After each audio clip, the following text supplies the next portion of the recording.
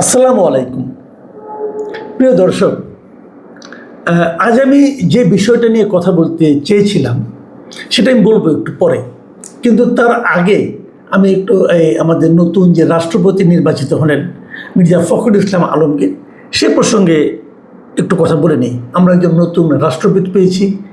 উনি নিয়মিত রাষ্ট্রপতি। নিয়মিত অর্থে হলো এরকম যে ভোটের মাধ্যমে উনি নির্বাচিত হয়েছেন এবং ওনার একজন প্রতিদ্বন্দ্বী ছিলেন, তিনিও খুবই সুপরিচিত ব্যক্তিত্ব। সেই ভোটে উনি নিরঙ্কুশভাবে বিজয়ী হয়েছেন। নতুন রাষ্ট্রপতি হিসেবে মির্জা ফখরুল ইসলাম আলমগীরকে আমরা অভিনন্দন জানাতে চাই। কিন্তু আমরা জানি আমাদের রাষ্ট্রপতির হাতে ক্ষমতা থাকে খুবই কম। কিন্তু যে জুলাই আন্দোলনটা হয়েছিল এবং যে জুলাই সনদ যেটা হয়েছিল এবং ওই সময় সমস্ত রাজনৈতিক দলগুলো মিলে যে একটা ঐকমত্যে পৌঁছেছিল কিছু কিছু বিষয়ে, সেখানে কিন্তু রাষ্ট্রপতির ক্ষমতা নিয়ে কিছু কথা বলা হয়েছিল। রাষ্ট্রপতিকে আরও ক্ষমতাবান করা এবং একটা পাওয়ারের একটা ব্যালেন্স তৈরি করা, সেই বিষয়টা কিন্তু এসেছিল। আমরা যতদূর জানি যে সংসদের আগামী অধিবেশনে হয়তো সংবিধানের কিছু পরিবর্তন হতে পারে। যদি হয়, আমরা আশা করব সেই যে জাতীয় ঐকমত্য তৈরি হয়েছিল তারই আলোকে রাষ্ট্রপতির ক্ষমতা যেন কিছুটা বাড়ানো হয়। তাহলে হয়তো আমরা রাষ্ট্রপতির যে স্বকীয়তা সেটা হয়তো আমরা দেখতে পারবো। যাই হোক, রাষ্ট্রপতি নিয়ে আলাপ লম্বা করে কোনো লাভ নেই এই কারণে যে এটা নিয়ে আসলে এটা তো খুবই ডিসাইডেড ছিল। সবাই জানতো যে মির্জা ফখরুল ইসলাম আলমগীর রাষ্ট্রপতি হবেন। এই নির্বাচনে তো কোনো দ্বিধা ছিল না, নির্বাচনে কোনো সংশয় ছিল না, নির্বাচনে গোপন কিছু ছিল না। কে কয়টা ভোট পেতে পারে সেটাও সবাই জানতো। আর এই নির্বাচনের আগে সরকারি দলের যে চিফ হুইপ আছেন, তিনি ঘোষণাই করে দিয়েছিলেন যে এই নির্বাচনে আমাদের যে সংবিধানের যে 70 অনুচ্ছেদ সেটা কার্যকর থাকবে। মানে বিএনপির কোনো এমপি যদি মির্জা ফখরুল ইসলাম আলমগীরকে ভোট না দিয়ে অন্য কাউকে ভোট দিতেন, মানে কর্নেল অলিকে ভোট দিতেন, তাহলে তো সংসদ সদস্য পদে বাতিল হয়ে যেত। কাজেই এটাকে আসলে সেভাবে আমি নির্বাচনী মনে করি না। আমি মনে করি যে নির্বাচন মানে হলো সেখানে একটা অনিশ্চয়তা থাকবে, নির্বাচন মানেই হলো সেখানে একটা গোপনীয়তা থাকবে, নির্বাচন মানেই হলো সেখানে যে ভোট দেবে সে নিঃসংক চিত্তে ভোট দিতে পারবে। কিন্তু এই নির্বাচন কিন্তু নিঃসংক চিত্তে ভোট দেওয়ার মতো নির্বাচন হয়নি। কারণ যদি কেউ তার পছন্দ, যদি তারা শহীদ অলি আহমেদকে পছন্দ করতেই পারে, কারণ অলি আহমেদ কিন্তু দীর্ঘদিন বিএনপি রাজনীতি করেছেন এবং বিএনপি রাজনীতি করার কারণে বিএনপির কোনো না কোনো সংসদ সদস্যের সঙ্গে ওনার একটা ব্যক্তিগত সম্পর্ক থাকতেও পারে। কিন্তু সেই সম্পর্কের ভিত্তিতে উনি যে সিদ্ধান্ত নেবেন সেটা তিনি পারবেন না। ওটা করতে গেলে ওনার সংসদ সদস্য পদ চলে যাবে। তো এই যে একটা বেসিক প্রবলেম ইলেকশনের ক্ষেত্রে, এই প্রবলেমটা কিন্তু থেকেই যাচ্ছে। আমি চাইবো যে এই ধরনের যেন না থাকে, নির্বাচন যেন নির্বাচনের মতো হয়। নির্বাচন মানেই সেখানে গোপন থাকবে, যে যার যেটা ইচ্ছা সে ধরনের মত প্রকাশ করবে এবং মত প্রকাশের ক্ষেত্রে কোনো ধরনের সংশয় থাকবে না। মত প্রকাশের ক্ষেত্রে সে নিঃসংক চিত্তে মত প্রকাশ করতে পারবে।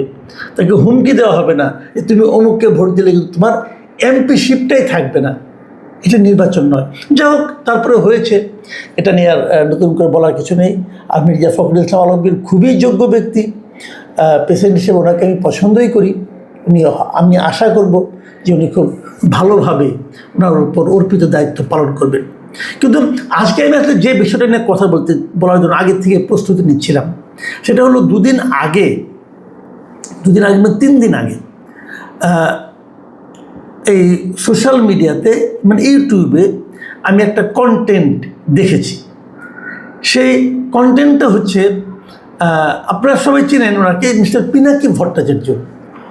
উনি একটা কন্টেন্ট করেছেন এবং উনি প্রায়ই নানা বিষয় নিয়ে কন্টেন্ট করেন। আমি আগেও বলেছি, উনি আমাকে নিয়েও অনেকবার অনেক কিছু বলেছেন।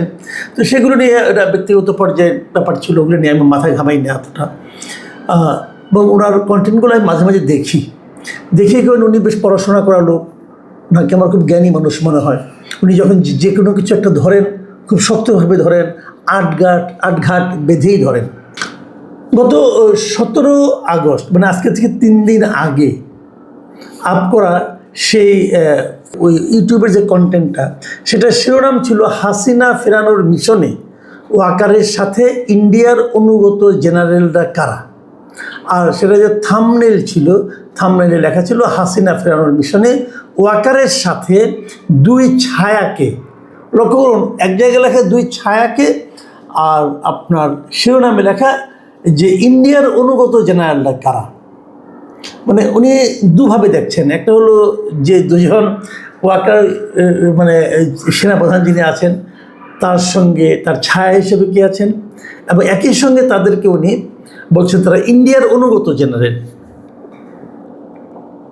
এটা বলে উনি এখানে দুজনের ছবিও দিয়েছেন, দিয়ে উনি অনেক কথা বলেছেন, এবং এরা কিভাবে ইন্ডিয়ার অনুগত, কিভাবে ওয়াকারুজ্জামান উনিও নিজেও ইন্ডিয়ার অনুগত, কিভাবে তারা আওয়ামী লীগকে ফিরিয়ে আনতে চায়, এরকম অনেক কিচ্ছা কাহিনী উনি সেখানে বর্ণনা করেছেন। এই ভদ্রলোকের একটা মানে টাইপটা কেমন, উনি একটা ঘটনার কথা বললেন, বলে যেমন ধরেন ওই জায়গায় একটা মানে আপনার মনে করেন একটা কোনো একটা জায়গায় সেখানে একটা মারামারি হয়েছে, তারপরে বলছেন যে তার থেকে আধা কিলোমিটার দূর দিয়ে একজন লোককে আমি হেঁটে যেতে দেখেছি, অতএব ওই ঘটনার সঙ্গে উনি ওনাকে জোড়া দিয়ে দিলেন যে তাহলে উনিও ছিলেন। এই ধরনের আর কি উনি যে সমস্ত অভিযোগ করেছেন তার কোনোটার কিন্তু আমি খুব মন দিয়ে একাধিকবার শুনেছি, কোনো মানে আপনার যে খুব একটা যে তথ্য প্রমাণের ভিত্তিতে উনি করেছেন তা কিন্তু না।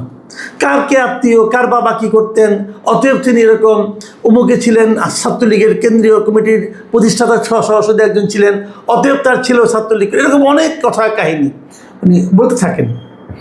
মানে এগুলোর আসলে কোনো আমার কাছে মনে হয় কোনো ভিত্তি নাই। যেমন ধরুন আমি ওনার কথাই বলি, উনি তো জামাতে ইসলামের একনিষ্ঠ সমর্থক, ওনার বাবা ছিলেন, বলুন পিনাকি সাহেব তো এই মুহূর্তে জামাতের একনিষ্ঠ সমর্থক, জামাতের পক্ষে অনেক কিছু বলেন। তো ওনার যিনি বাবা ছিলেন তিনি কি জামাতের সমর্থক ছিলেন ভাই? কেউ বলবে বগুড়ার লোকজন, আমি তো বগুড়া খবর রাখি, তো কেউ কি বলবে এটা? বলবে না তো। উনি তো এই শাহবাগ আন্দোলনের একজন অন্যতম প্রবক্তা ছিলেন, শাহবাগে যখন আন্দোলন হয় এখন তো নিজের বিরোধিতা করছেন। তাহলে মানুষের বাবা কী ছিল, ভাই কী ছিল, আত্মীয় স্বজন কে কী ছিল, সেগুলো বলে যখন ওটাকে উনি জাস্টিফাই করার চেষ্টা করেন, এটা তো আসলে গ্রহণযোগ্য, পৃথিবীর কোনো আদালতে এটা গ্রহণযোগ্য না, এটা উনিও জানেন। উনি কি বলেছেন যে তো ডিটেলে আমি যাব না, যেমন উনি দু একটা ক্ষেত্রে একটু টাচ করে যাচ্ছে। যেমন উনি বলেছেন যে 2009 সালে যে বিডিআর বিদ্রোহ হয়েছিল তখনও নাকি এই লোকগুলি জড়িত ছিল। একটা কথা ভাবুন, 2009 সাল মানে আজকে থেকে 17 বছর আগে, ওনারা এখন হলেন দুজন, যে দুজনের কথা বলছেন ওই দুজন এখন ব্রিগেডিয়ার জেনারেল, আমাদের সেনাপ্রধান মেজর জেনারেল ধরা যাক। তো 17 বছর আগে ওনারা র্যাঙ্ক কী ছিল? বড়জন মেজর ছিলেন, আমি ডিটেল জানি না, আমার ধারণা বড়জন মেজর ছিলেন। তো ওই সময় দুজন মেজর মানে ঠিক করে দেবেন কীভাবে কী হবে, এবং ওনাদের কারণেই সব অঘটন ঘটেছে এটা ওনারা বলবেন, আর সেটা এদেশের মানুষ মানবে? বলুন, এগুলি কোনো যুক্তি হতে পারে? তো উনি বলে যাচ্ছেন মনের মাধুরী মিশে কার সঙ্গে কার আত্মীয়, এগুলো হয়েছে, যাক এত ডিটেল আমি যাচ্ছি না। বাট আমার কথা হলো যে এই মুহূর্তে দেশের সেনাবাহিনীতে 3 জন হাই অফিসিয়াল এর মধ্যে একজন সেনাপ্রধান আছেন, তাদেরকে নিয়ে, তাদের কর্মকাণ্ড নিয়ে এ ধরনের বিদেশে থাকা একজন ব্যক্তি যেরকম কথাবার্তাগুলি বলছেন, এই কথাবার্তাগুলোর প্রথমত কথা হলো ভিত্তি কী? কোনো ভিত্তি নেই। দ্বিতীয় কথা হলো এগুলো উনি বলছেন কেন, কারণটা কি? আমি এই কারণটা জানার জন্য খুব উৎসাহী। কেন বলছেন, কিভাবে বলছেন, এবং ওনাকে নিঃসন্দেহে আমি তো একটু বুঝতেই পারলাম যে এগুলোতে উনি যে সমস্ত তথ্যের কথা বলেছেন, যে ওনার বাবা কে, কার বাবা কি, কে কোথায় কখন পোস্টিং ছিল, এই যে ডিটেল উনি কাহিনিগুলি বলছেন, এগুলো কিন্তু সেনাবাহিনীর থেকে কেউ না কেউ ওনাকে সরবরাহ করেছে। তো সেনাবাহিনীর থেকে সরবরাহ ওনাকে কেন করে? যদি এইগুলি খুবই গুরুত্বপূর্ণ হয়, যদি এইগুলো আমাদের দেশের সার্বভৌমত্বের ক্ষেত্রে ক্ষতিকর হয়, তাহলে ওনারা যেটা কনসার্ন অথরিটিকে বলবেন, আমাদের প্রতিরক্ষা মন্ত্রণালয় আছে তাদেরকে জানাবেন, প্রধানমন্ত্রীকে জানাবেন। Why to Pinaki Bhattacharya? ওনারা পিনাকি ভট্টাচার্যকে এগুলি জানাচ্ছেন কেন? এটা কিন্তু একটা গুরুত্বপূর্ণ বিষয়। তার মানে সেনাবাহিনীর মধ্যে কি ঐক্যে কোনো ফাটল ধরেছে? যেটা আমাকে এই আলোচনাটা আমি করছি যে কারণে, সেই কারণটা হলো এটা। তাহলে কি আমি বলবো যে আমাদের সেনাবাহিনী এখন ঐক্যবদ্ধ নেই? কেন? পিনাকি ভট্টাচার্য উনি নানা কারণেই অনেক কিছু বলেন। একসময় ডক্টর ইউনূসের খুব সমর্থক ছিলেন, পরে আবার ইউনূসকে গালাগালি করেছেন। একসময় বিএনপির বিরাট সমর্থক ছিলেন, পরে আবার বিএনপিকে অশ্লীল ভাষায় গালাগালি করছেন, সেগুলো আমরা দেখছি। তো এইরকম একজন উদ্ভ্রান্ত লোককে সেনাবাহিনীর ভেতরের খবর যখন কেউ সাপ্লাই করে, তখন কিন্তু সন্দেহটা জাগে সেনাবাহিনীর ঐক্যবদ্ধ অবস্থানের উপর। আমরা ছোট দেশ, আমাদের সেনাবাহিনীও ছোট, আমাদের মূল শক্তিটা কোথায়? আমাদের মূল শক্তি হলো সেনাবাহিনীর ঐক্য, সেনাবাহিনীর দেশপ্রেম। এখন পিনাকি ভট্টাচার্যের মতো একজন লোক যে সেনাবাহিনীর সেনাপ্রধান সহ শুরু করে বেশ কয়েকজন লোককে ধরে ধরে তাদের যে দেশপ্রেম, তাদের যে সেনাবাহিনীর প্রতি তাদের যে আনুগত্য, সেটা নিয়ে প্রশ্ন তুলতে থাকেন, এবং এই প্রশ্ন তোলার পেছনে যদি সেনাবাহিনীর ভেতরে কেউ জড়িত থাকে, তাহলে কিন্তু সেনাবাহিনীর যে গর্বটা, যে ঐক্যের যে গর্বটা, দেশপ্রেমের যে গর্বটা, সেটা কিন্তু ক্ষতিগ্রস্ত হয়। আমি ঠিক এই জায়গাটাতে আতঙ্কিত। তারা কারা, তাদেরকে আইডেন্টিফাই করা খুব জরুরি। কিন্তু এইভাবে তো একটা শৃঙ্খলা বাহিনী চলতে পারে না। আবার ধরুন, এটা অন্য একটা চ্যাপ্টার আছে। আমি নিজে বহুবার বলেছি যে পিনাকি ভট্টাচার্য আমাদের এই বাইরের কোনো না কোনো দেশের চর, এটা আমার ধারণা। এটা আমার ব্যাখ্যা আমি বিভিন্ন সময় দিয়েছি। ভাবুন তো একবার, এই সেনাবাহিনীর খুব উচ্চপদস্থ কয়েকজন কর্মকর্তা কিন্তু এখন দেশের বাইরে চলে গেছেন পালিয়ে। তাহলে এই তথ্যগুলো কি তারাই ওনাকে দিচ্ছেন? সেটাও কিন্তু হতে পারে, সেটাও কিন্তু আমি উড়িয়ে দিচ্ছি না। আমাদের এখানে যদি সেনাবাহিনীকে দুর্বল করা যায়, তাহলে লাভ কার? তাদের পারপাস সার্ভ করার জন্য কি ঘুরিয়ে খাচ্ছেন এভাবে? এই বিষয়টা কিন্তু আমি মনে করি আপনাদের বিচারে আনতে হবে। আমাদের সেনাবাহিনী বলেন, আমাদের সরকার বলেন, যেমন আমি আমাদের সাবেক প্রধানমন্ত্রীর কথাই বলি, শেখ হাসিনা, উনি তো অনেক কিছুই জানতেন। অথবা ওনার যিনি নিরাপত্তা উপদেষ্টা ছিলেন, সামরিক উপদেষ্টা ছিলেন জেনারেল তারেক সিদ্দিকী, উনি তো সেনাবাহিনীর আদ্যপ্রান্ত ভেতরের সমস্ত খবর জানেন তো।